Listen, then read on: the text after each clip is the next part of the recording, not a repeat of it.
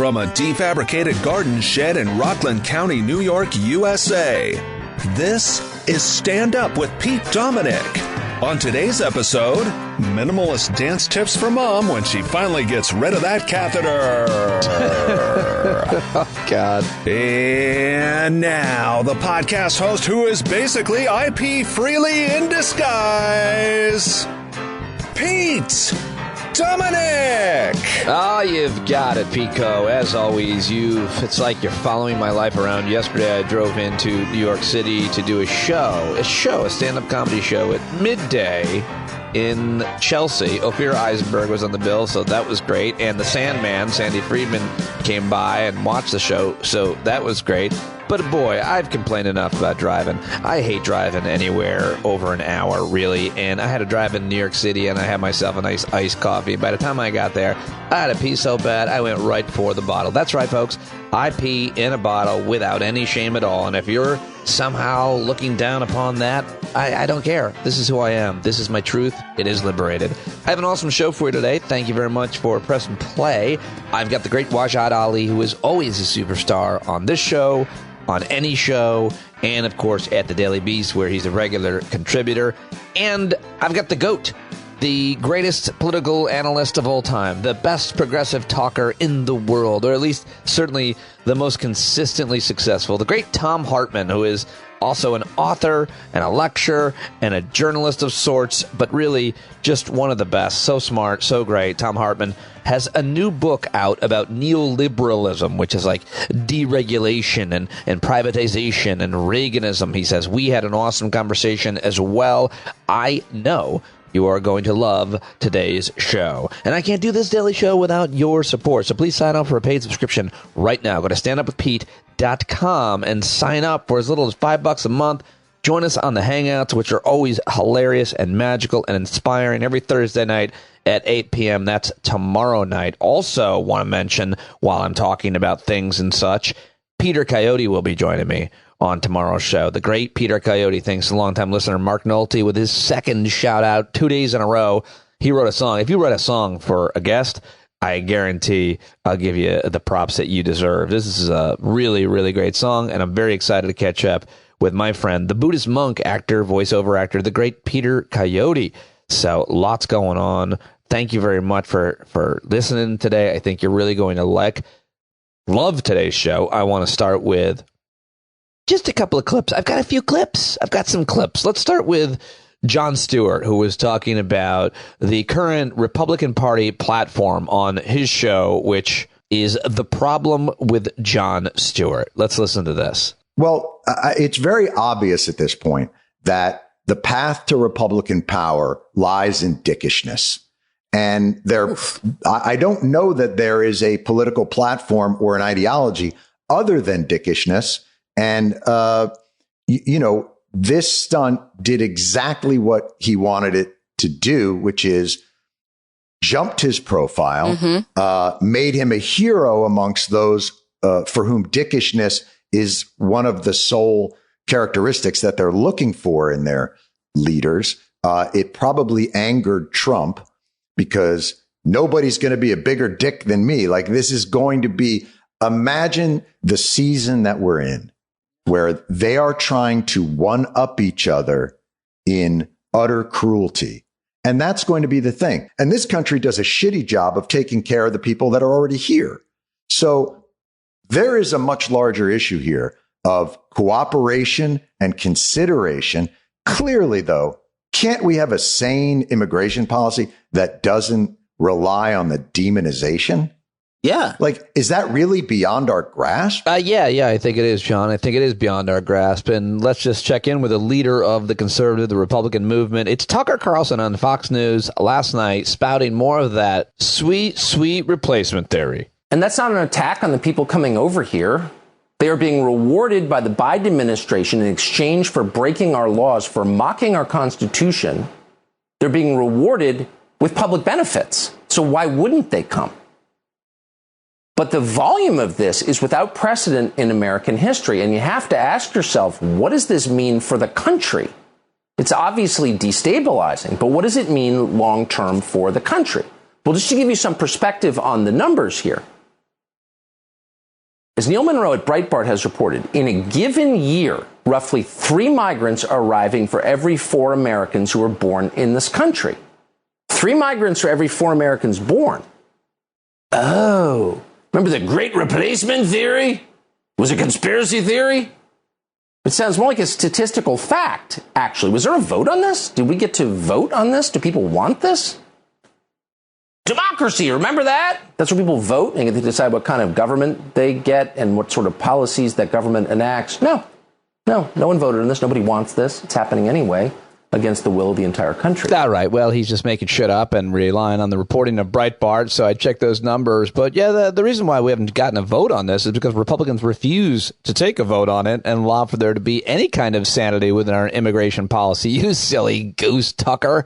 Okay, well, speaking of silly gooses, Congresswoman Nancy Mace of South Carolina, let her keep believing that there is fake outrage about a woman's right to control her bodies being taken from them. Let her keep believing that, because here she is yesterday in a congressional hearing. I don't know what this hearing was about, but I think this is great that she keeps saying this. I wonder if it has anything to do with that she's from the same state as Lindsey Graham, South Carolina. Here she is, Congresswoman Nancy Grace, digging a hole. I mean, Nancy Mace, not Nancy Grace, although I bet she gets that a lot. In the early 80s, out of Joe Biden's own mouth, and looking at the comments by former Justice Ruth Bader Ginsburg, also talking about the flaws of Roe v. Wade. Roe v. Wade is extreme. That is not where the rest of the country is. And in fact, under Obama's administration, the Democrats had an opportunity to codify Roe v. Wade and decided not to. So this hysteria over Roe v. Wade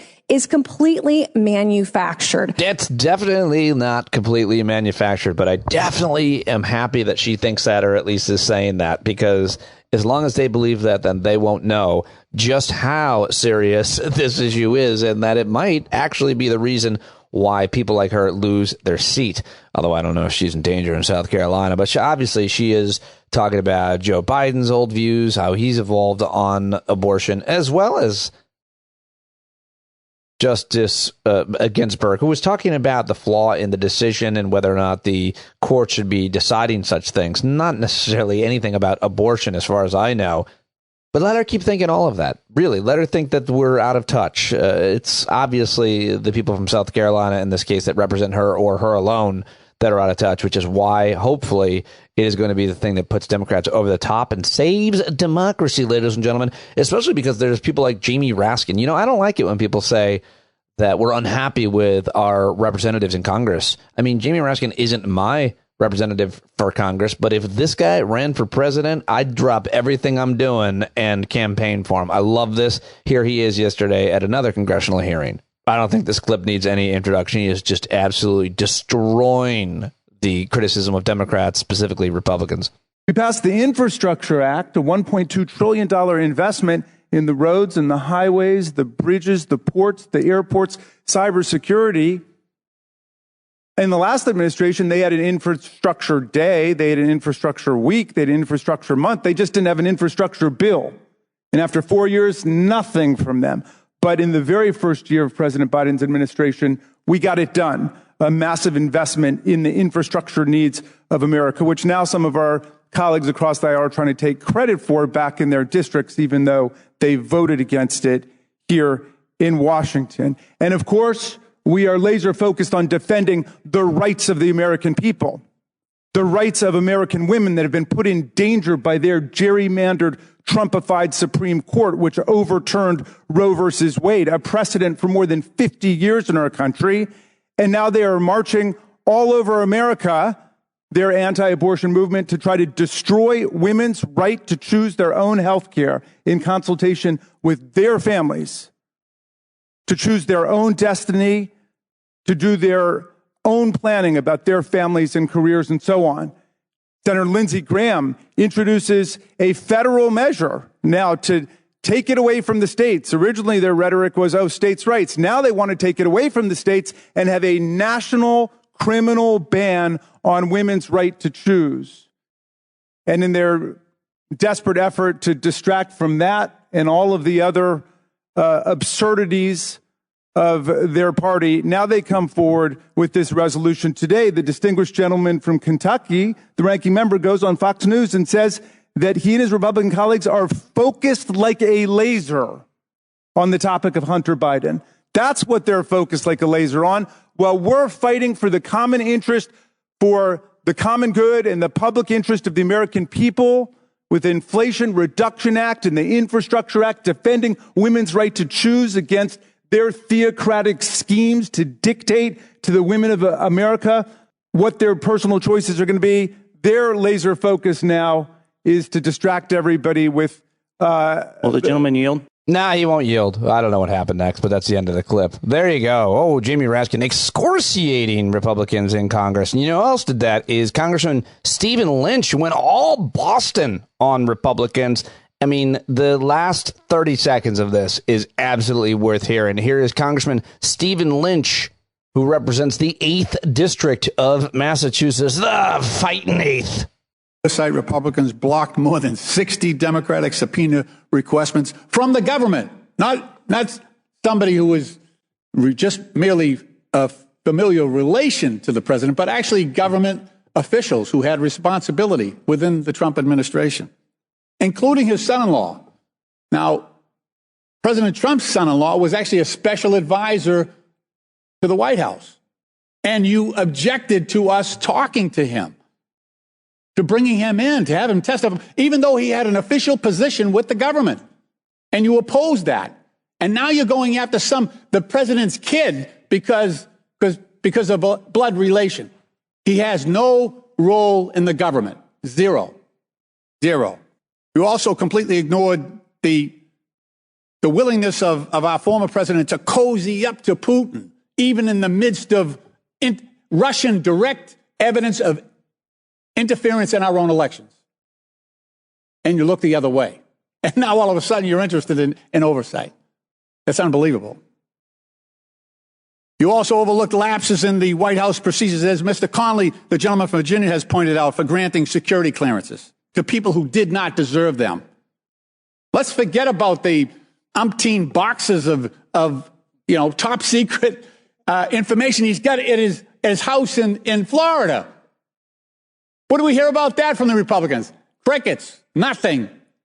Not a thing. Not a word. Not a word. And we continue to hear not a word. No criticism of the former president for what he did. All right, there it is. This is from, Stephen Lynch going on Boston. I love that. Crickets. Not a word. Oh, I loved it. That was from the House Oversight Committee.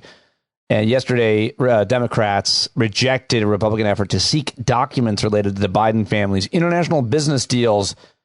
So that's what that was about. And it was pretty bizarre, pretty upsetting. But that is what happened yesterday. Now let's leave Washington and head over to MSNBC for an appearance by Congressman Tim Ryan, who is running for Senate against J.D. Vance in Ohio. And over the weekend at Trump's crazy rally in Ohio to help support J.D. Vance, he said J.D. Vance was kissing his ass. You got to hear it. Here's Tim Ryan, who I love. Is one of the first guests on this podcast. And here he is on MSNBC with Stephanie Rule. Yeah, well, he's been humiliated. That rally took place almost literally in your backyard. You want to respond? Yeah, well, he's been humiliated. I think Ohio does not want an ass kisser. Ohioans want an ass kicker. And J.D. Vance sucked up to Peter Thiel. He got $15 million for his primary campaign. Sucked up to Mitch McConnell. Got $30 million. Sucked up to Trump. He came in for the event. Sucked up to DeSantis. He came in. He's looking for rescue squad, and it's not going to be enough to save him in Ohio because Ohio wants a fighter. All right, there you go. Tim Ryan, Tim for OH is the website if you want to support him. And we're in the thick of it, folks. Headed up to the midterm elections. What campaigns are you involved with locally or statewide or nationally? Would love to hear from you. If you are involved, I would love to talk with you. So email me, standupwithpete@gmail.com. I know I'm going to be talking to some listeners about that later on this week. All right, that's it for the clip show part of the show. Let's just playing some clips, talking about some clips, giving you some update. Do you like that? If you don't like it, email me. If you do like it, email me. standupwithpete@gmail.com. Just email me. Would love to hear from you. Send your pictures of nature as well. You getting out? You enjoying this autumn, crisp autumn air, if you have it? Wajahat Ali just tells me that he never experienced autumn in Northern California. It was astonishing to me, but I had a great conversation with him. That is coming up in just a moment. And before that, the GOAT, Thom Hartmann, joins me for a really interesting conversation.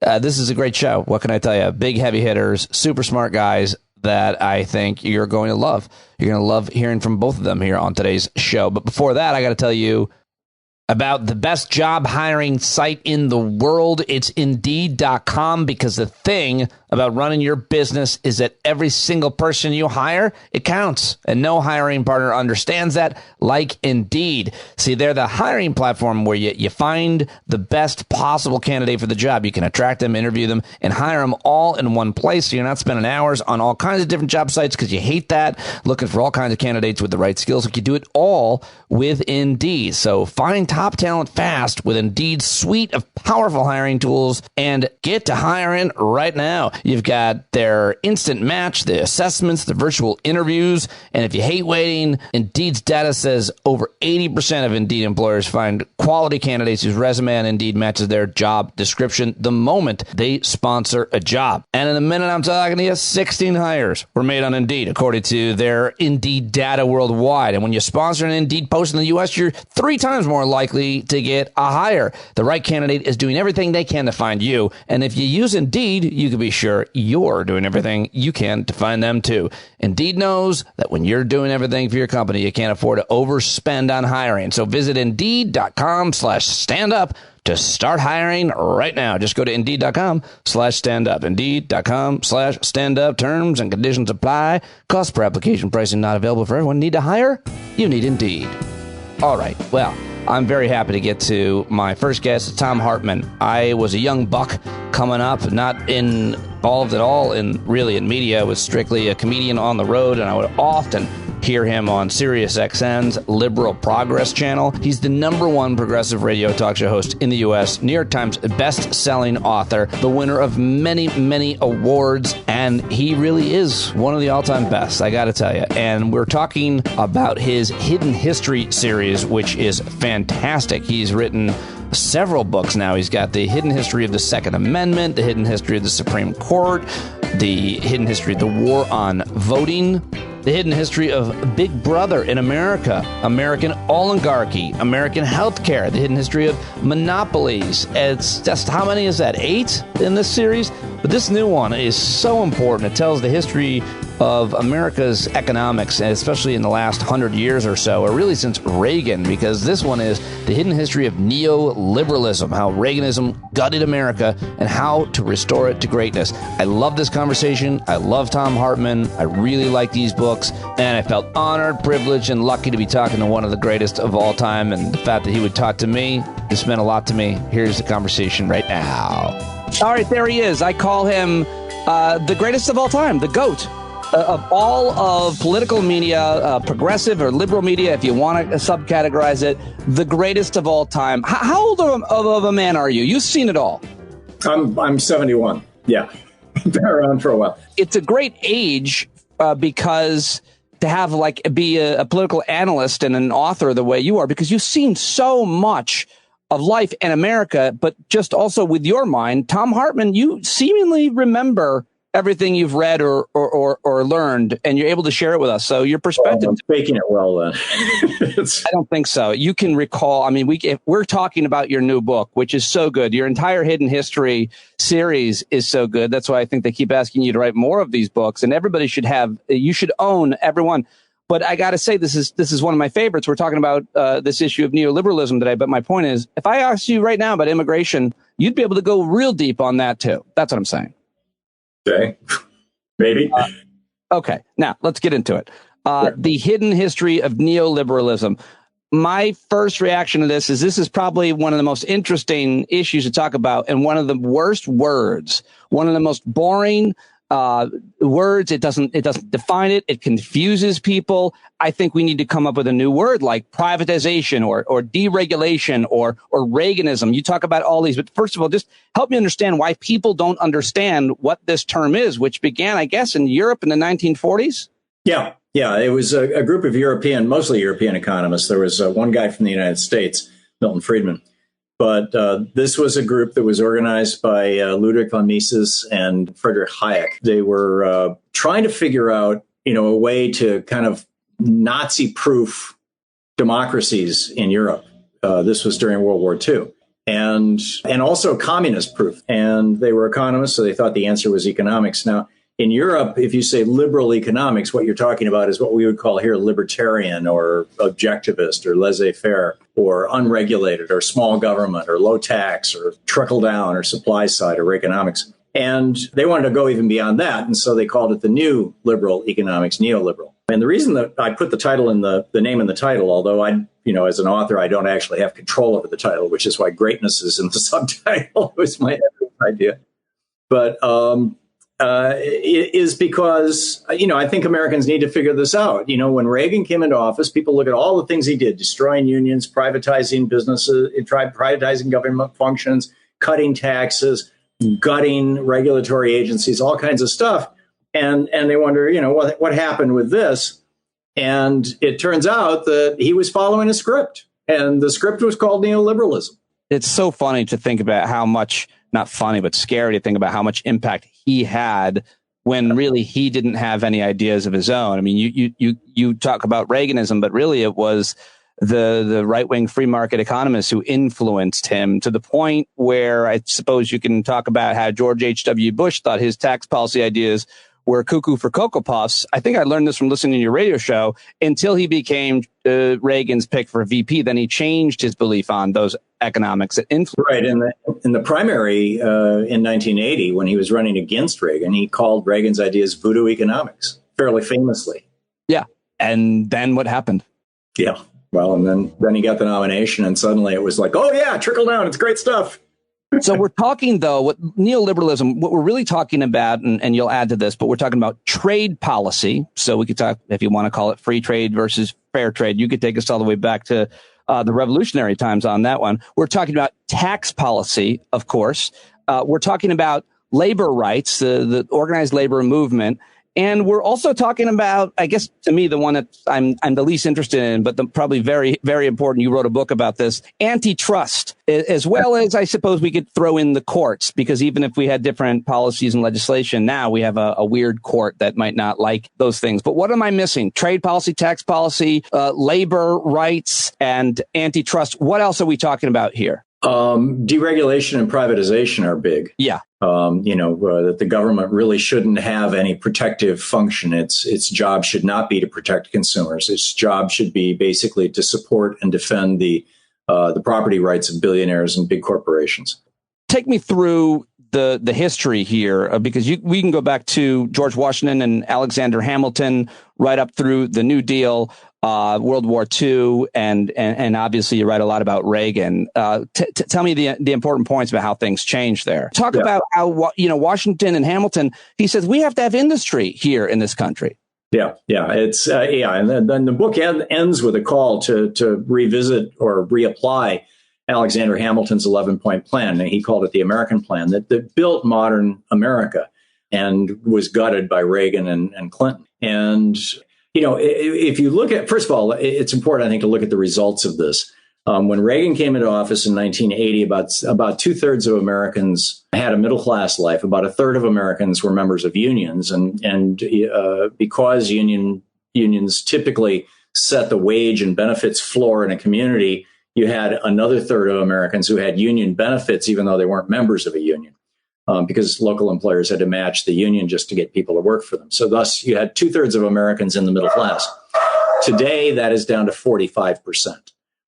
So that has collapsed. And back then, it was, you could be middle class with a single income. Now it requires 2, sometimes 3 incomes to be middle class, and a lot of debt typically. So, there's that. When Reagan came into office, we had 60,000 more factories in the United States than we have today. Over 60,000 factories have been moved out of the United States, principally to China, but also to Mexico and Vietnam and Malaysia and other places. That represents between 10 and 15 million good-paying jobs that left the United States as a result of neoliberalism. And in the 41 years that since Reagan imposed neoliberalism on the United States in 1981, we have seen a $50 trillion transfer of wealth out of the pockets and homes of the middle class and into the pockets and money bins of the top 1% of Americans. So those are the most consequential and fairly obvious effects of neoliberalism and what it's done to America. And the secondary effects, the knockoff effects or knock-on effects, I guess you'd say, are that, middle-class Americans, particularly middle-class white men, realize that they've been robbed. I mean, their pensions are gone, their retirements are gone, their good benefits are gone, their good jobs are gone, their job security is gone, their union is gone. But they're not sure, nobody ever told them it was Reaganism or neoliberalism. And instead, you've got, guys like Donald Trump and Ron DeSantis who are saying, oh, no, it's those brown people from Mexico. They did it to you. And, and not only that, the gay people want to get your kids. And so we're having these eruptions of violence and bizarre behavior by the followers of these people, because they think they realize that they're victims. They just don't know what they're victims of or who did it to them. I'm always confused by how a lot of people, I guess, really live on the right when it comes to economics don't understand, at least of a certain age, how our trade policies sold them out. One day they're working at the factory. The next day they see their job being done in Mexico or China. What do they think that was for? So talk to me about trade policy. I guess we have to talk about Reagan and then Clinton with NAFTA. Then of course Trump, and we can talk about Obama too. Yeah, Clinton gets most of the blame for this in the media, but all Clinton did was sign the agreement, the trade agreement that was negotiated initially by the Reagan administration, the final draft of it was put together by the G.H.W. Bush administration. So it was a done deal when the election of 1992 started, which is why Ross Perot got into the mix and said, if we go through, if either one of these guys signs this thing, because both Clinton and Bush were saying, yeah, I'm going to sign it. If either one of them signs this thing, you're going to hear this giant sucking sound from the South, and you're going to see millions of American jobs vanish. Ross Perot got 20% of the vote that year because Americans are no idiots. But, Here we are. We got neoliberalism, and all we can show for it is this made in China T-shirt. Yeah. Is Ross Perot the reason why Bill Clinton beat George H.W. Bush for re-election? There's a lot of debate about that because it's hard to know what percentage of those Perot voters would have voted Democratic or Republican. That's been a hot topic of debate since '92. I don't know.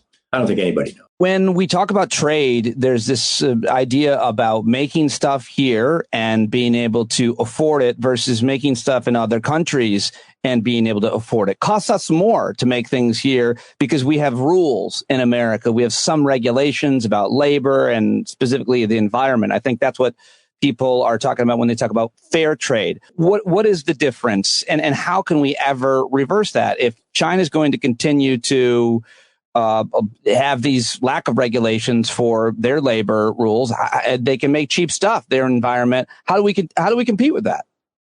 Well, you compete with it by leveling the playing field with something called tariffs. And this is what Alexander Hamilton laid out for George Washington in 1793. And Washington and Congress put these tariffs on imported goods. These are taxes, import taxes, basically. And the tariffs were so consequential. If you slap a 20% import tax or 30 or 40% import tax on things manufactured overseas, it becomes quite easy for American manufacturers to compete with those goods. And those tariffs are so consequential that 100% of the United States' federal budget, the paycheck of every president, every member of the House and Senate, all the entire executive branch, the Army, the Navy, the Air, everything from the administration of George Washington until the Civil War was paid for with tariff money. 2/3 of the cost of government from the Civil War till World War I was paid for with tariff money. And 1/3 of the cost of government from World War I until around 1975 was paid for with tariff money. Jimmy Carter started the process of dialing back our tariffs, but Reagan really put that on steroids.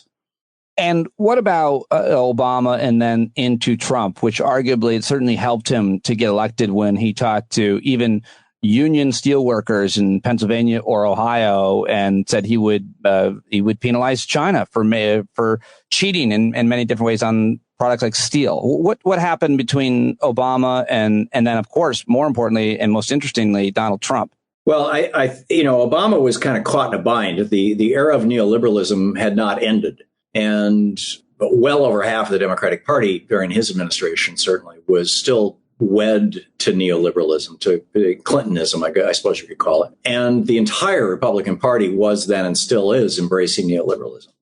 So Obama was, most of his policies were fairly neoliberal. I mean, Obamacare itself is a classic neoliberal policy. You run government money through giant corporations, in this case, the insurance companies, to provide health care. But when Trump came along in 2016, I think that was the point at which Americans were finally like, okay, we are effing sick of this. We don't want our jobs taken from us anymore. We don't want our tax dollars, or our wealth going to the top 1% anymore, et cetera. So Donald Trump came along and campaigned by saying, I'm going to raise taxes on the rich so high my friends won't talk to me and I'm going to get a nosebleed. You might remember that famous quote. He said that he was going to bring our jobs back from China. He did put a couple of tariffs on China, but they were largely cosmetic. They were largely irrelevant. Plus, if they're not done by Congress, everybody knows that they're just probably going to go away when the next president comes. On that note, I remember reading about what was happening to the American agricultural industry with certain products that certain,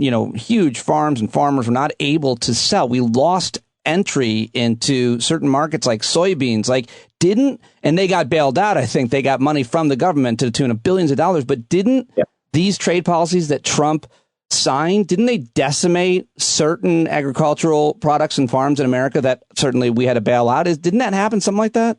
Yeah, some of his tariffs really hurt some farmers and kind of backfired. But that's kind of kind of looking at that small slice of it. The larger picture is that Trump correctly identified that American trade policy was killing American jobs, and that and he said he was going to change it. He didn't change it.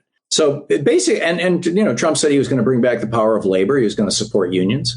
He basically attacked neoliberalism at pretty much every level. He said he was going to clean up the environment. He said everybody in America was going to have Cadillac level health insurance and it wasn't going to cost a penny more. These were all promises he made in 2016. And he was lying through his teeth on every single one of them. But they were promises to destroy neoliberalism. And Americans were like, a lot of Americans were like, whoa, yeah, that's what we've been wanting for a long time. Do it. I don't want to say the opposite of neoliberalism is Keynesianism. But what happened with the New Deal and that era of politics in America up to where we're at now in terms of government investment into the country? We can talk about, as you write about, the Biden administration and how things have drastically changed, and we can talk about the pandemic and so on. But there's this concept of government spending that needs to be discussed and how that changed, and everything was privatized because government was still spending a lot, but it was going to who is the question. And then obviously you talk a lot about defense spending and it being so wasteful. Talk to me about what happened with government spending over this time and why that contributes so much to this idea of neoliberalism. One of the tenets of neoliberalism is that government can't do anything right, and private corporations always do everything. And I'm generalizing, of course, but therefore, every government function should be turned over to a private corporation, a private for-profit corporation, so that the wonders of the profit-making and so-called free market can work its magic, And that's why about half of our entire defense budget right now goes to private corporations. A little more than half of our intelligence budget goes to private corporations. Ed Snowden didn't work for the NSA; he worked for a contractor. Right? Oh, yeah. And it's like that, across the board in many of our government agencies. An enormous amount of government work has been outsourced. Bernie Sanders was pointing out that, in the Smithsonian museums, the people who work at the gift shops and things, don't actually work for the government. They work for a contractor, and so they're paid minimum wage. They don't have to get government wages. It's a scam. But it's a very profitable scam for these corporations, and one that I think when Clinton became president in '92, I think he actually believed this stuff. that maybe this would work. Maybe this was going to be the great answer. And certainly I think Reagan believed, Milton Friedman was a very, very competent salesperson for neoliberalism and for his, wacky ideas. I find it hard to believe that, Obama believed it, but, who knows? I mean, it's still the principal conventional wisdom among the Davos crowd, for example. Yeah, the Davos crowd. Although, if you pay attention to Davos the last couple of years, they've signed some pretty interesting pledges about wealth inequality. They seem to see what's coming. That much of the more defensive than proactive. Fair enough. So what about, though, Bernie Sanders? I mean, you have been talking to him since I think he was a congressman. Nobody knows him better than you in media. Nobody's talked to him more than you have over the years. And Bernie and you have been warning and talking about these ideas, all of these ideas that you read about and talk about for years. Trump gets a lot of credit on these trade issues, but Bernie Sanders has been saying this stuff forever. So to me, it comes down to not Republican and Democrat or even liberal and conservative, but two words like neoliberalism, as crappy as it is, and privatization and deregulation and taxes and trade. What has Senator Sanders always been saying when it comes to this stuff? Because he's been playing the same record forever, and he's always been right, in my opinion. Yeah, Bernie has always been an advocate of classic economics, of Adam Smith, David Ricardo economics, of Milton, John Maynard Keynes, economics. Milton Keynes is a town in England where a friend of mine lives. I would mix them up. But anyhow, Bernie, has been saying, Bernie started coming on my program every Friday starting in 2004. And for 11 years was on every Friday taking calls from listeners, and he's been talking about this stuff forever. We need to bring back our unions. We need to raise taxes on rich people and corporations. The raising taxes on rich people will help the inequality problem. Raising taxes on corporations will cause corporations to engage in tax avoidance behavior, which is a good thing, because the way corporations avoid taxes is by developing new products, opening new stores, paying their employees better. These are all tax deductible expenses. Right. And, so expanding and growing the economy. Our economy has grown since Reagan, but in the 4 decades prior to Reagan, every single decade we had, for an entire decade, GDP growth that was greater than 3%. We have not matched that in any single decade since Reaganism was imposed on us in 1981. When you think about the argument that if you just lower taxes, companies will have more money to invest in their businesses, it's always been bizarre to me, because that's what business expenses are. They're not taxed when they invest in their business. Right. If I buy a new tractor, you're removing their incentive if you take away their taxes, and thus, what do they do with the money? They stick it in their pockets. They pass it out to their CEOs and their top stockholders, and they buy back their shares to jack up their stock price.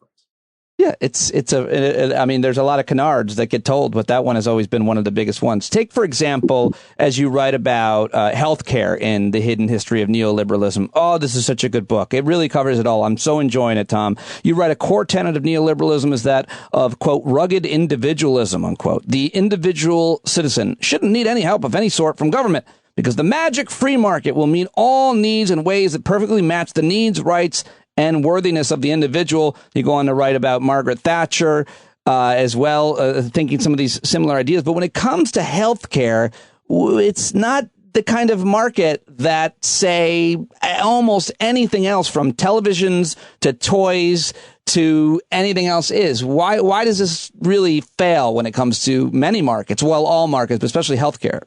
Yeah, if you get in a car accident, you're not, and the ambulance picks you up, they're not going to present you with a list of the cost of various hospital ER rooms and what facilities they have in each one and whether or not your insurance will cover it. And, if you're thinking of having a medical procedure done, I suppose you can do a certain amount of shopping, but it's pretty difficult. Your point is well taken. And that's a strong argument for healthcare being part of the commons. So that is a government function, as opposed to being part of the private economy. And in fact, in every other developed country in the world, all 35 of the other 36 OECD countries, healthcare is a right, not a privilege, and is provided or paid for anyway by government. What about education and higher education? You're right. Neoliberalism argues that the individual responsibility is the highest value in society, and therefore students and their families should pay for their education. Couldn't be more topical, Tom. Yeah. And before neoliberalism, you could go to college. And we had world-class public schools in the 1950s, 60s, 70s, and 80s. I was, fortunate to go through them. In the 1950s, when I was in elementary school, they even had programs for gifted kids. I got, enrolled into one of them for 5 years, from second to sixth grade. What is that? 4 years, I guess. And it was amazing. I mean, what I learned. And then, you could, I didn't graduate from college, but the short time that I went to college, I paid my tuition by pumping gas at an Esso station and washing dishes at Bob's Big Boy on Trowbridge Road. No way. Wow. So, I mean, you could do that. Tuition was a couple $100 a quarter and not that big a deal. But back then, 80% of the cost of going to college was paid for by state and federal government, and 20% was covered by tuition. Today, 20% of the cost of college is paid for by state and federal government, and 80% is covered by tuition. We've seen a complete inversion, and that, of course, was brought to you by Ronald Reagan. What about finance and neoliberalism? This is about the time I started hosting a radio show, was 2008. So I got a real crash course on the financial industry, the history of it, and where government regulation came in and worked, and where it was repealed, that everything stopped working. And then I bought a house, which I was so proud to be able to afford. I turned the key on it, and the entire thing blew up because I bought a house in May of 2007. Not literally, but we were underwater on our mortgage for the next 10 years until a horrific pandemic, which made our house worth a little bit more. What about neoliberalism and finance? Well, if you deregulate, and this is what happened. I mean, in 99, Clinton signed the bill that ended Glass-Steagall, so the banks could get into the speculative business using your deposits. And they did in a big way. And one of the areas where they did this was real estate, as you well know, Pete. I mean, you've dug into this before, but other things as well. And the deregulation of the financial industry, basically opened the door for thieves, just like the deregulation of the electric industry, and state after state opened the door for Enron, and Lay, and another thief. This is just like when Reagan deregulated the S&Ls in 1983. By 1987, you had the S&Ls in complete collapse. And, we taxpayers had to bail them out to the tune of billions. Now, this time we bailed the banks out to the tune of trillions. And not a single person, Reagan at least prosecuted, they had over 700 prosecutions and over 100 people went to prison in the S&L scandals. But Bush, when everything crashed in 2007, 2008, he didn't prosecute a single person. I mean, you had banksters like Steve Mnuchin who, threw 30,000 Californians out of their homes using, illegal, forged robo-signatures. And, he didn't see a day in jail. Instead, he got $1 billion from the Saudi king, and he was, Trump's Treasury Secretary. Yeah, it's bizarre. And another day, or maybe just a word now about the history of accountability in the United States of America. You look around in countries like South Korea or Iceland or even Israel, and you see more accountability for powerful people. And I'm specifically talking about in government, not necessarily your Bernie Madoffs. Sometimes white-collar criminals get nabbed here in America, but specifically in terms of government. I mean, what about accountability? When did we ever have it? You mentioned savings and loan. Well, yes and no. But Trump is obviously pushing the boundaries of all this, and as did many people in his administration. Other countries. I mean, France prosecuted their former prime minister, their former president for as I recall, it had to do with bribery. I might be wrong, but I think it was campaign finance stuff. Greece has prosecuted politicians. Italy has prosecuted politicians. Iceland prosecuted politicians and bankers, put bankers in prison. We just seem to have an aversion in the United States to prosecuting rich people and powerful people, and have for a long, long time. And it's unfortunate.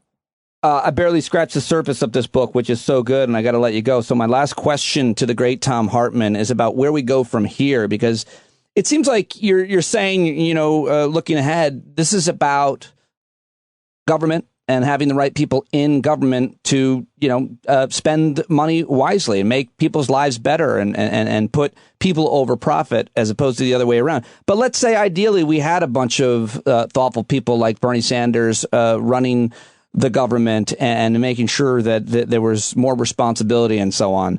The problem I see, my understanding, is the courts, specifically the highest court. So even if we pass the right legislation on tax policy or trade policy or obviously on monopolies, antitrust issues, you got a whole bunch of ideologues on the Supreme Court which could overturn that. I really want you to tell me I'm probably wrong about that. No, you're right in some areas. I mean, the court has been even more aggressive than the Reagan administration was in destroying the rights of labor, for example. Right. The so-called right to contract. And there are other neoliberal policies that the court has really stood behind or even pushed. But I do think that, when Reagan came into office, and I don't recall if it was David Stockman or somebody else in his administration, might have been Jim Baker. It's been a lot of years. But I remember this very clearly. This guy was being interviewed on one of the news shows, on one of the Sunday morning news shows. And they said, okay, and this was 1981, early 1981. And the interviewer said, okay, you're in the new Reagan administration. What are you guys going to do? And his answer was, we're going to go step by step through all the policies of the New Deal and reverse them one after another.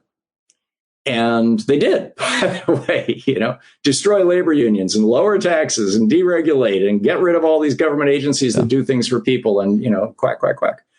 So I would say kind of the same thing right now. And frankly, it's what I'm so pleased to see that Joe Biden is doing. I mean, just this morning, he tweeted out, I am so sick of trickle-down economics. I mean, it's amazing. He's the first president in 40 years to call out trickle-down economics.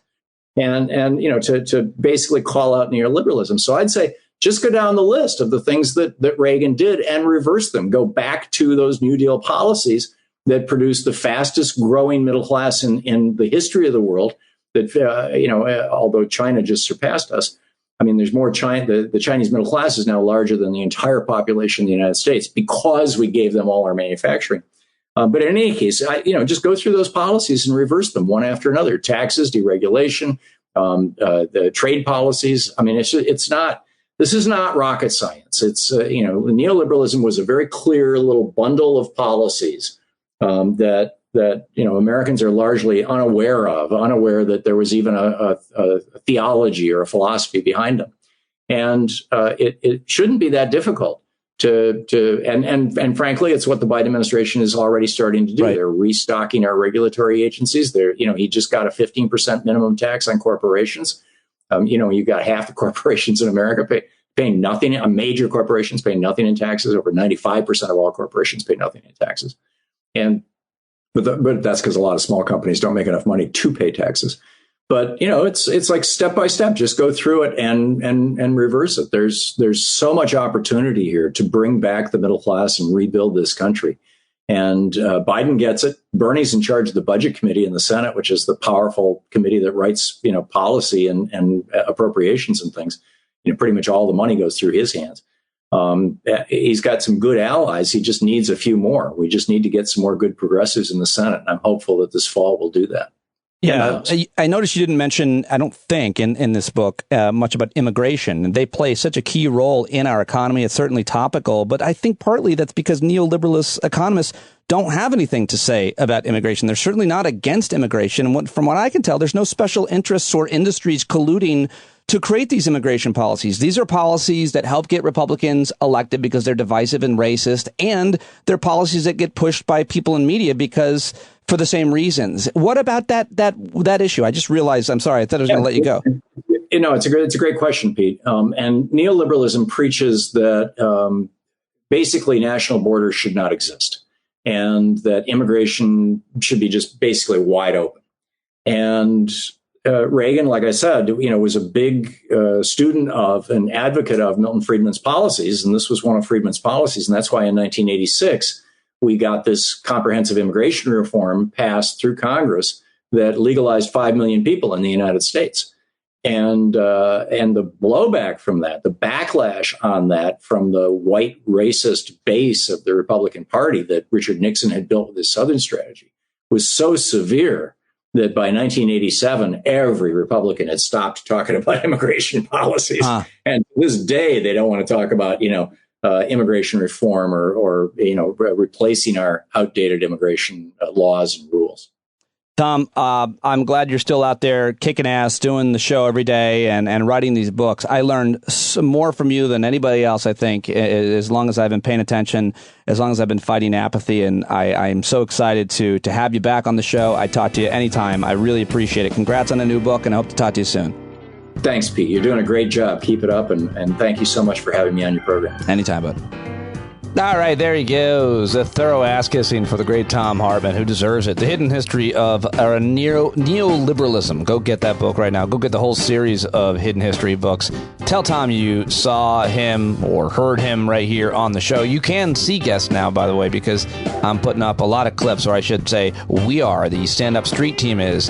And I am so thankful and grateful to all of those of you who've reached out with interest and desire. We're forming a community within our community, folks with different sets of skills or just desire to help promote the show. If you want to be on the street team, email me, standupwithpete@gmail.com, and write street team, and you can join our brainstorming sessions and all kinds of other ideas. But we're posting video clips, and you can check out some of those. We'll get some up of Thom Hartmann, and that is at Thom, THOM, for some insane reason, _HARTMANN. Again, insanity. Why have two N's, Thom? What are you doing to us? But it makes it easier to search on the internet, so maybe we're the fools.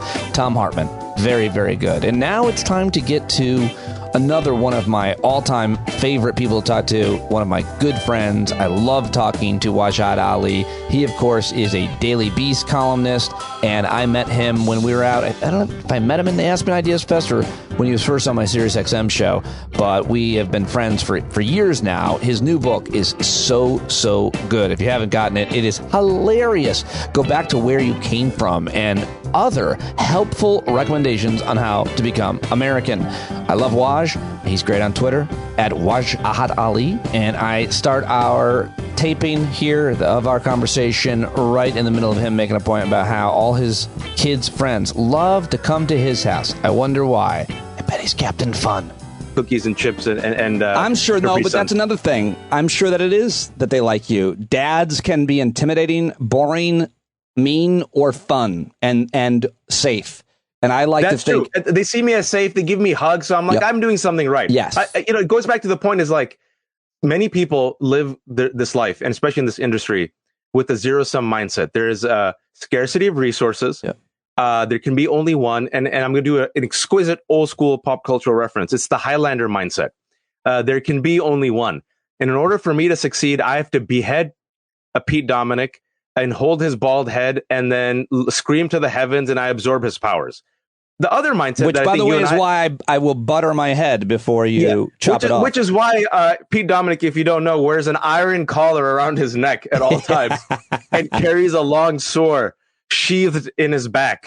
But for I think you and me, it's like, no, there's an abundance, and if we invest, the pie grows, and it comes back, and our fate and our kismat, as you will, and whatever our sustenance is not harmed in any way. In fact, it helps us. I mean, honestly, I'm not just being kumbaya here. I tested it out.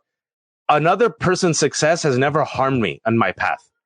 Like, if anything, it expands the pie. Yep. It makes people realize, oh, there's a market for brown folks and these Muslims and darkies, and the mainstream listens to them.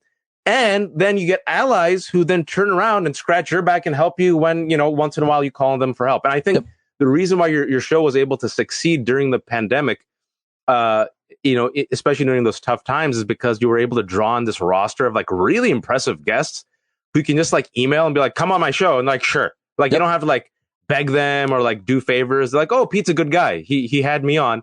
Sure, I'll join up. And which is why I think you were able to get back and beyond to what you were in the serious days with your show, because you had built up that reservoir of goodwill. So sometimes I think about it, it's not a zero-sum game. There's a lot of nuance to it, but the difference between corporate media, there's obvious differences in terms of insurance and marketing and legal protections and, just having help. But man, you know what? I made a lot more money there than I am now, but I spent so much time in the car every day, and I paid a lot to get in the city and to park. And I hated it. I hated it. After 12 years, it was all glamour and glitz and a great gig. But man, that got old. And how do you define wealth? By time you have with your family and doing the things you love. And I got it all now. Oh, also contentment, right? So the interesting thing is when they when you talk to many elders who are still with us or who have passed on, and if you look at the research, right, it's very consistent. Like, funny thing is, like, human beings get like multiple opportunities to make the same mistakes again and again. We're like a very interesting species. Like, we have a wealth of knowledge and wisdom, and we like keep effing up, right? And if you look at like those who have lived life and have the mileage, they keep saying, especially as they're ending, you know, they're going towards the end time, and we all each owe a death. When we were growing up, the funny thing is, we used to say there's only two things guaranteed in life, death and taxes, but like rich people found a way like out of taxes. So like if you say that to like Gen Z, they're like, what are you talking about? Rich people don't pay taxes. Like, oh, sorry, my bad. The only thing guaranteed in life is death. They're like, okay, I'm with you. But like you listen to them and they always keep saying, yeah, the things that like I regret are like lack of experiences, lack of close relationships, not spending enough time with my loved ones. And when they show like those who are most happy or content during the end times, it's those who invested in the right experiences and relationships. Yeah. Like very rarely does anyone say, look at my clout. Look at my Twitter followers. Yeah. And I feel like it's one of those things when like, because I went and did your Sirius show, I think twice in the super fancy Sirius building, which I had never gone to before. I remember each time I went, there were like multiple celebrities just casually walking around. Yep. And I remember I was like, dude, this is really good. Good for you. But then the cost of it also is the time away from family, the cost of driving in and out, and probably being muzzled and not being your own boss. Yes, sometimes. that last one is, I mean, I had a lot of freedom there, but I used it maybe too much in the end and spoke my mind maybe too much. But yeah, I mean, you nailed it right there. All well said. I wanted to ask you about your latest at the Daily Beast. I was talking to your colleague, Dave Rothkopf. Dave. And we were talking about, like, I think he asked me about, I don't even think I was recording anymore. He asked me about my daughter's a senior in high school. And he's like, what, she's looking at colleges. I go, no, she's going to be a Marine. And I'm joking. And then we talked a little bit about, if your kid did end up in the military. And what we ended up talking about is, man, there sure are a lot of extremists. Nobody ever really talks about this. You've got a piece about extremists in law enforcement and the military. But I'm old enough to remember when President Obama was president and his secretary of Homeland Security was Janet Napolitano, and they put out a document, a press release where they admitted that there was an extremist problem in the military and ex-military, and they got so criticized by the right, they had to walk it back. That I'll never forget, because there was a problem then, and it's 10 times worse now, or 100. I don't know how you want to put it, but you've got this great, well-researched piece where you interviewed a whole bunch of experts. What did you learn? Tell me a little bit about it. People should go read it.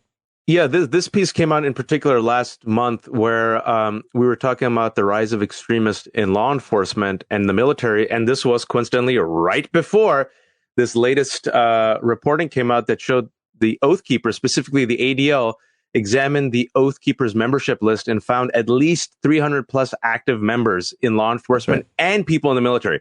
And so that's the funny thing. Like, my dad called me today. We were just talking, and he was just like, everything you've said has come out to be true, and you're right. And dumbasses instead like succeed. Why? I'm like in Ellie Mistel one time, and I joked on Twitter. It's like, if we really wanted to go supernova, we should be aggressively and consistently wrong about everything. And so this is one of those situations where we've been calling this out. We're like, who will watch The Watchmen? And the Oath Keepers, for those who don't know, it's this far right hate group that took part in the unsuccessful coup. The leaders of the Oath Keepers and the Proud Boys are currently being tried. The trial is going on right now for seditious conspiracy against the United States of America. And there are members of our law enforcement, active law enforcement, especially sheriffs, who are part of the Oath Keepers, right? And what you're talking about specifically, this internal report that the FBI came out with more than a decade ago during the Obama administration, was that there was a white supremacist problem in law enforcement. That came out over a decade ago, but it was hush-hush. Daryl Johnson, as part of the DHS in 2009, came out with a report about the radicalization of the right wing and right-wing movements and how this is festering, not in just in law enforcement, but also in right-wing communities. That report within the DHS was also quashed because Republicans thought it would hurt them ahead of the elections. And for Obama and Democrats, in order to pass through Obamacare, they're like, okay, we'll scratch your back, you scratch our back. So we've known about this, Pete, for like 13 years. Well, and a lot of people have known about it for for their entire lives because black people have known about it since forever. Same with indigenous Americans. But I'm talking about these. And another report came out, as I mentioned in the piece that came out a couple of weeks ago, where I interviewed, Frank Figluzzi, former FBI, Mike German, former FBI guy, that like the FBI itself has known about this and has actually not been open and transparent about it. And thankfully, Congressman Raskin called them out on it. That like this has been a problem. And so the question then is, who's watching the Watchmen? Yeah. How come we're not cleaning up house? And you're going against the right-wing MAGA movement. And the piece that went kind of viral, that came out 2 days ago, where I said it's time to call the MAGA movement a national security threat. Well, there's also a national security threat within national security. And the reason why they get away with it is because A, it's white conservatives, and also B, it's law enforcement. And you could always talk about this. You could always give this analogy with everything, especially with the Trump rally where he straight up did the QAnon theme, and friggin' like a cult, they all, saluted. This just happened like 2 days ago. Yeah. QAnon is a domestic terror threat according to the FBI internal memo in 2019. And now you have QAnon candidates running who will be in Congress in 2023. And the former president of the United States, ladies and gentlemen, is doing QAnon slogans and rallies and signatures at his rally and at Truth Social. And so the question then is, if this was Muslims and black folks, what would happen? We already know. We have the war on terror. So it's a frightening time, and it's one of those things where I want people to keep the focus on it, because this should have been huge news, but this friggin' queen died, and she just does not get buried. Just bury this woman finally so we can move on. You also had a piece about the royal family titled, How King Charles Can Deal with Britain's Racist Legacy. Now, what are you talking about? What racist legacy? Why you always got to talk? Why you always got to do identity politics? Why you got to do identity politics and racism, Docky? You should be grateful you're in America. Like, can't we just have the crown? Listen, enjoy the crown, enjoy Princess Diana, enjoy it all. But there was a reason why Irish Twitter, and I'm going to use the whites to my benefit here. Okay. There was a reason why Irish Twitter and black Twitter and brown Twitter responded the way they did to Queen Elizabeth's death. And we got like police on social media. It's too soon. And, she was a good woman. And why could you say that? Because trauma and colonization have long memories. And, when it was black and brown folks, people are like, you guys always talking about racism. Then Irish Twitter came out and put us all to shame. Like Irish Twitter came out and straight up did tap dancing videos. And we're like, oh, shit, we thought we were rough. We didn't come out. Like I just said, may the Queen rest in peace and may the monarchy finally die, which I thought was very benign. But then Irish Twitter is like, Lizzie in the box, tap dancing videos, right? Because what she represents is this ongoing institution that has stolen wealth from formerly subjugated people, right? I'll give you an example. People say get over it, and people say it's in the past, but I'll show you how the past is actually in the present. The scepter that now King Charles, who finally has a job at the age of 73, used in his coronation ceremony, and the crown that they brought out, is embedded with jewels stolen from Africa, all right, and India, which they want back. And the wealth that people, there was a really good report that came out of the New York Times that Prince Charles magically has $1 billion estate despite never working, using like offshore tax accounts and like a lot of legal maneuvering. Smart. The Queen also had like $1 billion. The royal family has $88 billion net worth, and the Queen had a net worth of $500 million that she tried to suppress because she thought it'd be too embarrassing. Where did that money come from, Pete? Where did these jewels come from? If you go to the British Museum, like I did, the reason why they call it the Stolen Goods Tour is if you take out all the creme de la creme, all you'll have is like a fish and chips and a painting of like gnarly like white people with bad teeth. How dare you? Because it all belongs to us old folks, and you see the living pain of colonization in these countries that are still trying to work for, economic independence, right? So that's what I wanted to talk about, is like acknowledge it and what King Charles can do with his immense wealth to make amends and do reparations and try to restore the rights of all these subjugated people. But the monarchy and the establishment and Queen Elizabeth never in her lifetime actually acknowledge it or apologize for it. Is that right? Never acknowledge it or apologize for it, huh? Yeah, they never apologize for it. They're like, oh, it was in the past. Yeah, we could have done better.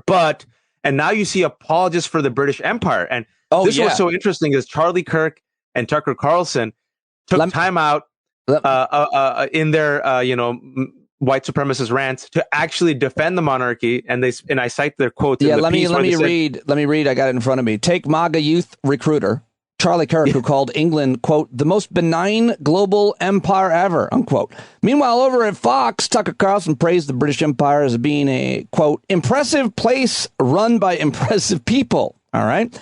And for helping to spread Protestant Christianity. Apparently, Christian nationalists and right-wing authoritarians who consider themselves American patriots can make excellent bedfellows with British imperialists whom the founders rebelled against to create the United States of America. Woo, white supremacy has a way of bringing bigots together. You say all that, but you have a scepter, Waj. You have your own scepter. I have a scepter. It's made of Legos. It's as me and my folks, as we're trying to replace the white. In our scepter, we have a big gulp, and we have a Twinkie, and I also have a cowboy hat. You know, we're coming for all the riches. Weird Some scepter. beef jerky. Doesn't sound like cargo shorts. No, it's a really good point, though, you make. I mean, the fact that these right-wing Christian nationalists are finding common bedfellows with British imperialists it's like, of course. So exquisite. And you know, the funny thing with Charlie Kirk, in his rant, he thanked the British Empire for all the things these Christian nationalists hate. He goes, without them, we would not have separation of church and state and free speech and rights. And I'm like, didn't you just last month say that there is no separation of church and state, and we're a Christian nationalist country, and aren't you taking away abortion rights and taking away voting rights? It doesn't. That's the thing with whiteness, right? With white supremacy, it will morph and evolve and mutate into whatever it must in order to maintain power and find common cause with the monarchy that our founding quote unquote fathers rebelled against. All really, really good points. Let me ask you, though, about media's coverage of America right now. I see you tweeting, where is this? Jay Rosen. You write, the media institutions will fail us. They will not adapt to fascism. Be prepared. Give me some specifics of kind of what you're talking about. Jay Rosen was tweeting about the states with at least one statewide GOP candidate who is an election denier of 2020. Yeah, both Washington Post and New York Times during the weekend have come out with an analysis where they have asked Republicans who are running for election if they're election deniers, and a majority of them believe the big lie. So they're like, how can we have a democracy when one of the two major political parties, its members, are actively promoting conspiracy theories, and furthermore, do not agree to accepting election results, right? Whereas the opposition, where it comes to Democrats, said, yeah, overwhelming majority of them will accept the election results even if they lose. And so Pete Rosen's talking about that, Jay Rosen, excuse me, who I'm sure you had on your show before, and I've talked about it as well, is that how do you create a both sides equivalence in an asymmetrical reality when one of the two major political parties is literally not flirting with, but like dry humping extremists, right, and conspiracy theories. I think there's actually full penetration now. I think it's gone beyond dry humping. I think it's like, you know, it's all holes. All holes are being penetrated right now. And so it's one of those situations where people say, watch, have faith in the press and the media. And I'm like, I'll give you CNN. Yeah. Like, listen to them. Take them literally and seriously. Yeah. Where we talked about this last time I was on. The new CEO of CNN, the new CEO of Discovery Warner, and the major stockholder, John Malone, are all saying, we want to court Republicans and Democrats and play it down the middle. Yeah. And you see the purging of Brian Stelter, John Harwood, right? Yep. You see CBS News co-president openly say in that memo that got leaked, or that voice call that got leaked, that we have to court Republicans for access. You saw the Les Moonves, beautiful. I always have to remind people, because it was just so exquisite how he openly said in 2015, Trump may not be good for America, but he's great for business. And Chris Christie getting a contract. Alyssa Farah, Trumper, a co-host for The View. And so my take on this is, if you're doing both sides, who's the liberal equivalent of a Rick Santorum, a Chris Christie, Alyssa Farah? Who is it? I don't see them. And so what happens instead is bad faith conspiracy theorists, white nationalists, Christian nationalists will be mainstreamed, platformed, and normalized. And what we have seen, and people are now taking this look, people are saying what you and I have kind of flirted with and said, with that photo, especially that came out of all these Trumpers doing the QAnon slogan, they're like, this reminds us a lot of Nazi Germany. Yep. Hitler failed in his coup, went to jail for a little bit, came out. His people really weren't held accountable. Instead, they used that economic discontent to galvanize the forces. And lo and behold, they gained political power. Chancellor gave him leadership. Then all of a sudden you had, the crisis. And then they manipulated the crisis, blamed the enemies. They got power, consolidated their power, crushed everyone, rise of fascism. John Meacham compares what we're seeing now to America in the 1860s. I'm not sure if you see that, but I mean... Well, Meacham was interesting because Meacham was one of those guys who, as a historian a couple of years ago, he said, don't worry, we've been through worse. And the rest of us was like, you're not necessarily wrong, John, but I still don't think you're... That's the thing that's so frustrating, Pete, is like we have the receipts. And there were some of us for a few years on your show, articles, tweets, when I was on CNN. I tried to connect the dots and I looked at patterns. And we were, and I can't, when I'm saying this, it's not one of those I told you so's that you laugh at because it comes at the expense of our democracy. But right. How come more people who get paid really well, who are part of the establishment, who are seen as experts, who have access to power, didn't see it and still don't see it? Yep. They still don't see it. I used to scream about white supremacy on CNN and MSNBC in like 2011 and 12. I should go back and find some of those clips. And everybody rolled their eyes at me. I was like, just look around. Look around. I think for me, by the way, it wasn't that, because I wasn't a journalist. But the weird thing for me was, and people never took this really very seriously. I guess I didn't really at the time either. But I was hosting a live national radio show. And I was taking calls from people all over the country. So I would listen to these crazy people say crazy ththings. So I kind of knew what they were thinking. And I think a lot of journalists just don't talk to them, don't hear from them. I heard from them all the time. And I grew up in upstate New York, too. So, none of it was really that surprising to me. But it took a lot of people a really long time. And now it's too late. And now it's too late. And it's one of those things where we talk about the media because we're in the media. It's an incestuous relationship where, I'll give an example. I was at CNN a couple of years ago, and I think this was when I still had the contract. And I won't mention this person, but they're a person of color who were about to go on with me, and they were doing their makeup and hair. We were watching TV, and it's like Trump had just said something egregiously dangerous and racist and bigoted, one of many times. And I looked at this person because they're a person of color. I'm like, look at this, man. This is just terrible for our country. And the person kind of looks up nonplussed and says, yeah, but at least it helps us get on TV. Ugh. Yep. I have a great example of my own integrity. It's just I would like to tout right now for you and get your pat on the back. But it's a weird thing, that sentiment. It's a weird thing. When I was hired at CNN, I was hired to do a lighthearted segment, a man on the street segment that aired at the end of the show every night. Yeah. I did it for a year. But I would get bumped if there was a horrible shooting or there was, something really terrible. And then I started to get bumped every night because CNN was rightfully covering the Fukushima nuclear disaster. And then right after that, or overlapping that, was the Egyptian revolution, the Arab Spring. And I got bumped every night. And I was freelance, so I was getting paid by the day. But I will never forget thinking how embarrassing it would have been for me to collect that very large amount of money every day if I was going on instead. I mean, I tried to go on and I wish they would have let me do Man on the Street segments asking people about those incidents, but they, were so focused on the levity part of it. But the point was they were covering those serious issues as opposed to maybe now when they're not, apparently I haven't been watching, but they're not covering Puerto Rico because the Queen died. Well, the Queen's been dead for a while, man. It's like, forgive me for saying this, man, but I'm like, can we just bury her last week? It was Danielle and I were like, just saying this. Can you just bury this woman? Yeah. Because right now everyone's there and there's this procession. We're talking about like what Meghan Markle is wearing. And I like Meghan a lot. She's apparently looking amazing. Good for her.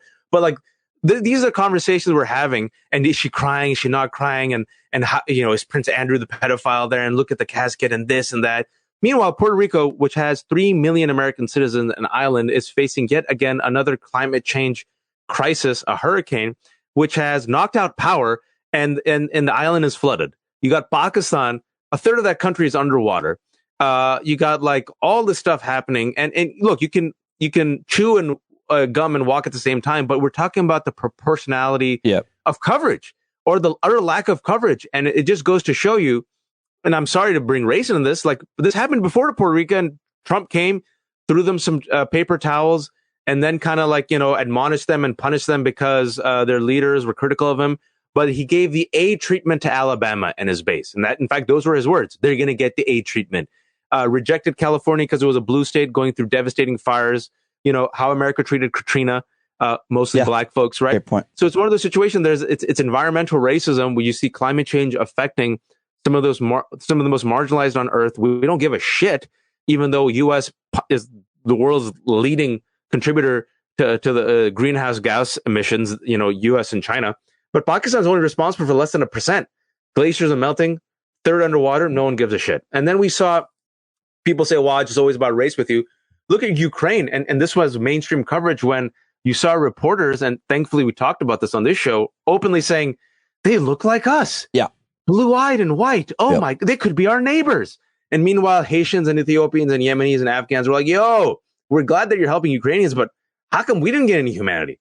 It's because they look like, they come from shithole countries and they have brown skin color. So it's all tied together, man. And it's one of those situations you're like, this woman is dead who represents a British monarchy that we rebelled against. He's been dead for 2 weeks. Go ahead and cover this. But this is like leading breaking news to the point where you didn't even cover Joe Biden's really, watershed speech where he called out fascism and the threat to democracy, rights, and constitution posed by MAGA. You didn't cover it when you're covering this woman. It's all about ratings. They would have covered any of these things. They would cover Puerto Rico if they thought more people would watch and more ads would be sold. They'd cover it. It's just a matter of, but that's not what, this is I hate to simplify everything you just said, but it's about ads. It's about selling ads. That's it. More ratings. They would cover whatever, but if you covered the more important issues, less people would watch. News is supposed to be a loss leader. So. But can I give a response to that? Every Democrats themselves, according to the reporting, thought that the January 6th hearings and also the first impeachment of Trump would do nothing to help their political fortunes, and the people won't care, but they nonetheless were forced to do the right thing. Nancy Pelosi dragged her feet, ladies and gentlemen. People forget this. And even with the January 6th hearings, go back in the spring and look at the reporting, Democrats thought that this would not help them. Look what happened. Killer ratings, hurt Trump, exposed the truth, got people informed, and helps Democrats. Yeah, win on all marks. So if it bleeds, it leads. Puerto Rico's bleeding. Yeah. If you are leading with that type of disaster, the way you do with like a missing plane or a plane crash, and it was blanketing the news, people would know about it. They'd be informed. They'd care. And then once you tell them, by the way, guys, do you know that in Puerto Rico, they're all American citizens? But guess what? They don't have all the full rights that we do, but they pay taxes and they fight and die for us in the military. Like, people would know. They're like, oh shit, 3 million American citizens like are friggin' underwater. We should care. So that's I agree with you, Pete, but my response to that is, it's like what happens with, here, let me connect it. It's going to be a strange connection, but I will. The Woman King crushed the box office. Yeah. Viola Davis, black female cast movie, like literally overperformed. If you build it, they will come. Like, people are like, why should we invest? I've been in this other side of the industry when it comes to storytelling in Hollywood. Who cares about these ethnic stories? I heard it my entire career. The mainstream, code word white, won't care. And then they kind of like devote like pennies to it. They don't promote it. And then like, see, we gave the darkies their romantic comedy and no one came and saw it. We tried, darky. Yeah. Oh, well, let's now create like 10 more Seth Rogen movies that don't make money. I like Seth Rogen. I'm just giving an example. They made a good movie, good script, good cast, promoted it, overperformed, man. Number one at the box office, $19 million. So that's just my take on it as well. If you, as a gatekeeper, decide to air these stories and air them well, people will care. I know I got to let you go. I didn't ask you about this. Nobody's really covering this nearly enough, but you've got a piece of the Daily Beast about Ginny Thomas. Now would be a good time to investigate Ginny Thomas, Justice Clarence Thomas's wife. Why does she need to be investigated? This is really important. I tweet this once a week. When I wrote that, which was the first week of September. Yeah. Yet another email drop came out where she sent similar emails after the election promoting the conspiracy theory and pressuring battleground state Republican lawmakers to help the ongoing coup attempt. This is the wife of a sitting justice, Ginny Thomas, who also, when Trump was president, helped him, quote unquote, purge the administration of those who were not loyal to him, who texted Mark Meadows, who was the White House chief of staff, during the January 6th coup, and told him to stay strong and help our president, and promoted QAnon theories, who also invited John Eastman, the U.S. attorney, who created the coup attempt, the coup in search of a legal theory, according to a federal judge, and invited him to address a right-wing group, because she's also an activist who's in charge of some right-wing groups, after Joe Biden won the election. And lo and behold, in the 8-1 ruling, in which the Supreme Court ruled that Donald Trump had to hand over documents to law enforcement, there was one no vote. That vote was her husband, Justice Thomas. Because I think Justice Thomas knew if all these documents were turned over, his wife might actually be a target. And like, so it's one of those things which is remarkable to me. You literally, and I'm using the word literally as it's meant to be used, have her emails and her texts, and there is still no investigation. Why? Well, there might be. There might be one going on, right? Like, if it was anyone other, dude, if Republicans were in control right now, and the situation was reversed, do you not think there would be hearings nonstop? When Republicans most likely take the House again, I hope they don't, but they might. It will be Hunter Biden's laptop from now until 2024. Oh yeah, it'll be nuts, and they'll be looking for all kinds of crimes that didn't occur. Meanwhile, we have crimes, and they'll impeach him too. They'll impeach Biden. The reason why we know they'll impeach him because Ted Cruz and others have said they will. Yeah.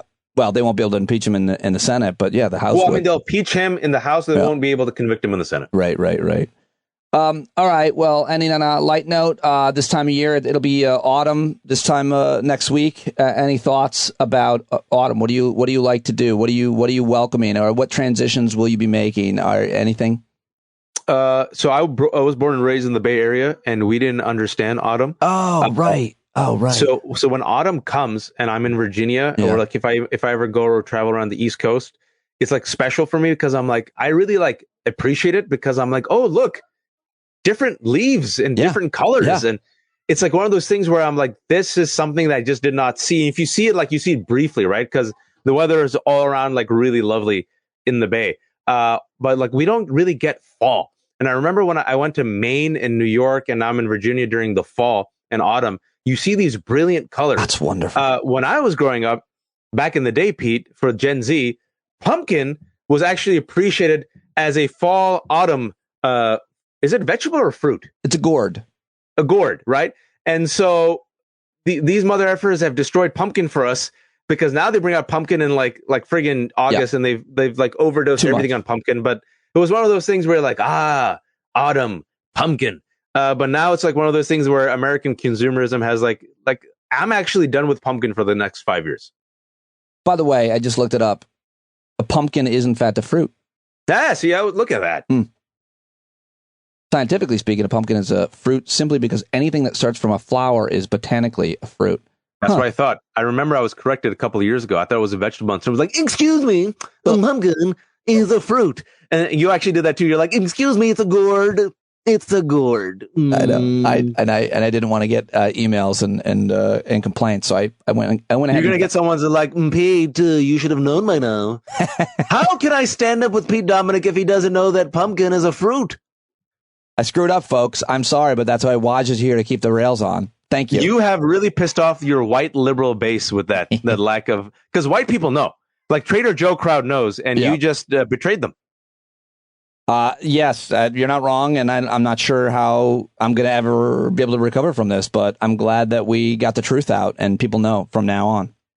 I think you have to give a pumpkin chai latte recipe in October to your listeners to win. Oh, no, wait, an organic, natural, spiced pumpkin chai latte created by Pete. You have to give that recipe to your listeners. Luckily, my daughter just got a job at a coffee shop, so done. Oh, and did she consider a barista? Did she consider it be a real job? Because Ted Cruz doesn't.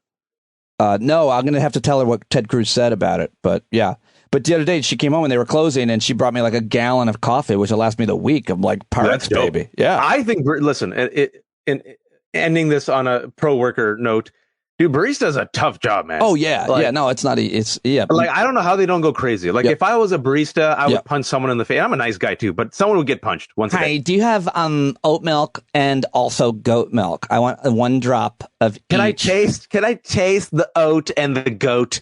And then can you put the soy at the bottom? Do you have any goats here that I can milk?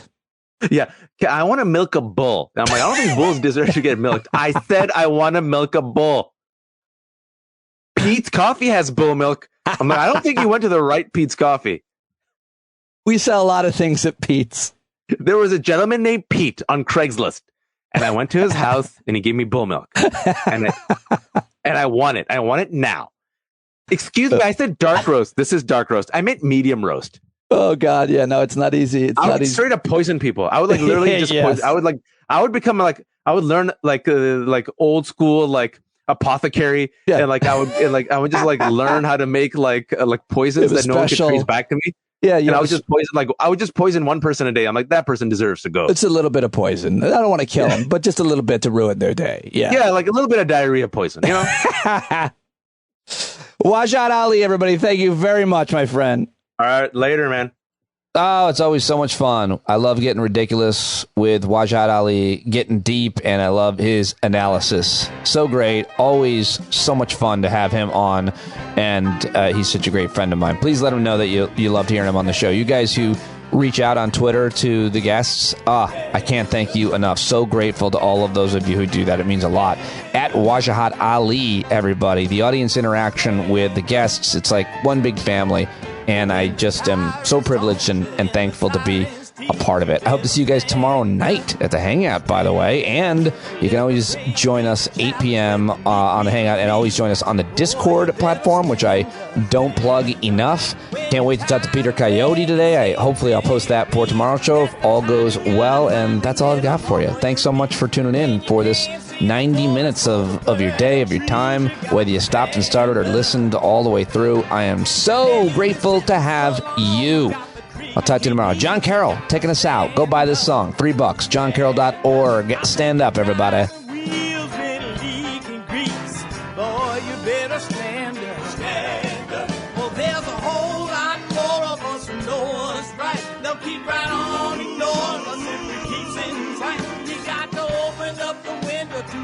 Sunlight, you gotta stand up. That's right. We got to rise up. You got to stand up. You gotta stare the devil.